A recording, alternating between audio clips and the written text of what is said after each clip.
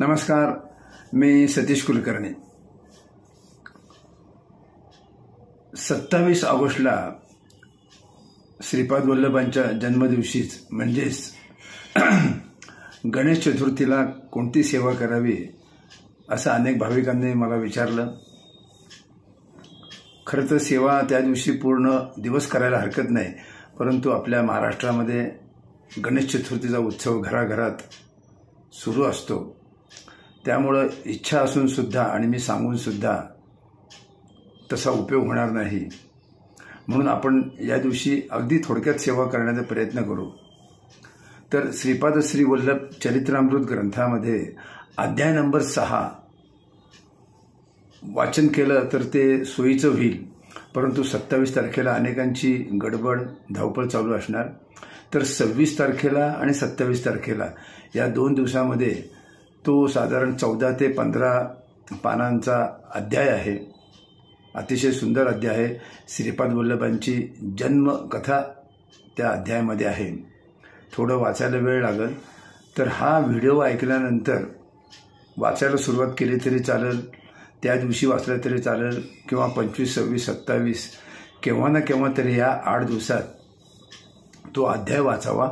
म्हणजे श्रीपाद वल्लभांचा जन्म कसा झाला, कशामुळे झाला, काय कारण आहे, या सर्व गोष्टींचा उलगडा होईल आणि ते वाचल्यानंतर ते आपल्या मनामध्ये घोळत राहील।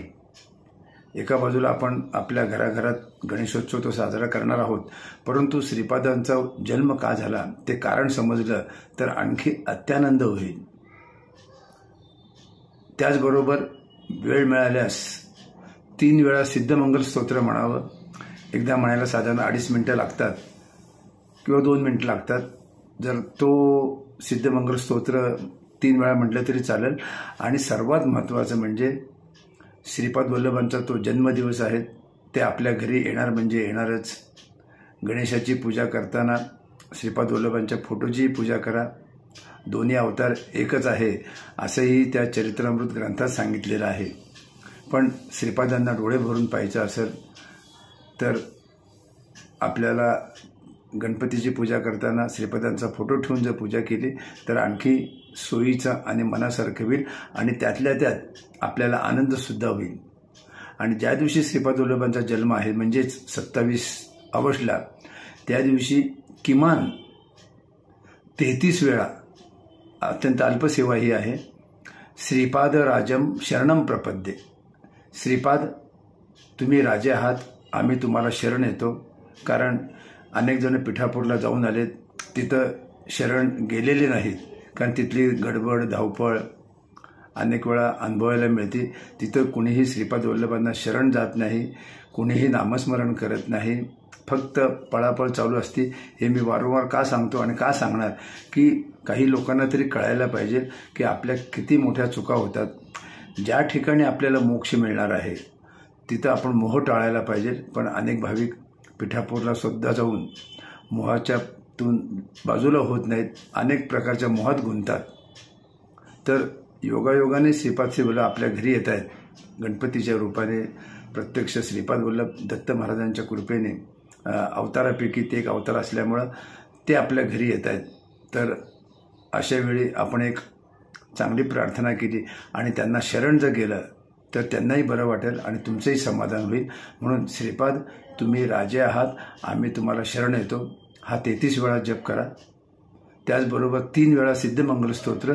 आणि मी सांगितल्याप्रमाणे हा व्हिडिओ पाहता क्षणी जरी तुम्ही अध्याय नंबर 6 वाचायला सुरुवात केली, त्यावेळी वाचला किंवा काही पानं वाचून ती काही 26 तारखेला आणि काही 27 तारखेला वाचली तरी तुम्हाला श्रीपाद वल्लभांची जन्मकथा लक्षात येईल।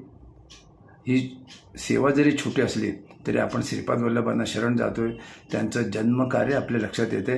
म्हणजे किती महान कार्य आपल्यातून होणार आहे हे सर्वसामान्यांच्या लक्षात येणार नाही। आणि श्रीपाद वल्लभांची जन्मकथा ऐकल्यानंतर आपल्याला जो आनंद होईल, आपल्या मनात श्रीपाद बसून राहतील आणि श्रीपाद वल्लभांच्या सेवेचा ओढा तुमचा अजून वाढेल। त्याच्यानंतर मग पुन्हा तुम्ही वर्षभर कशी सेवा करायची ते मी वारंवार सांगतो, परंतु अध्याय नंबर 6 त्याचबरोबर 33 वेळा फक्त श्रीपाद राजम शरणम प्रपद्ये आणि 3 वेळा सिद्धमंगल स्तोत्र म्हणावं आणि आपल्या कुटुंबाला श्रीपाद वल्लभांकडून जे जे हवं ते मागावं. कारण खऱ्या अर्थाने ते आपल्या घरी येत आहेत आणि आल्यानंतर त्यांचं स्वागत करा, त्यांना सांभाळण्याचा प्रयत्न करा, त्यांच्यावर प्रेम करा आणि त्यांना सांगा की आता तुम्ही आज जन्म झाल्यास क्षणी आमच्या घरी आलेले आहात, आमच्या इथंच राहा, आम्ही तुमची सेवा करू आणि आमच्या कुटुंबाला तुमचे आशीर्वाद कायमस्वरूपी राहावेत अशी प्रार्थना करा. मला निश्चित खात्री आहे की श्रीपाद वल्लभ अतिशय कृपाळू आहेत. या कलियुगाची जबाबदारी त्यांच्यावर असल्यामुळं तुम्हा सर्वांना, आपल्या सर्वांना त्यांचा आशीर्वाद प्राप्त होईल. तो आशीर्वाद त्यांच्या जन्म झालेल्या ठिकाणी जरी आपल्याला जाता आलं नाही पिठापूरला, तरी ते आपल्या घरात आहेत असं समजून त्यांच्यावर श्रद्धा ठेवा, त्यांच्यावर विश्वास ठेवा.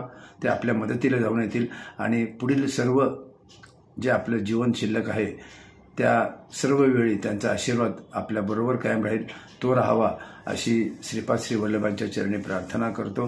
अवधूत चिंतन श्री गुरुदेव दत्त.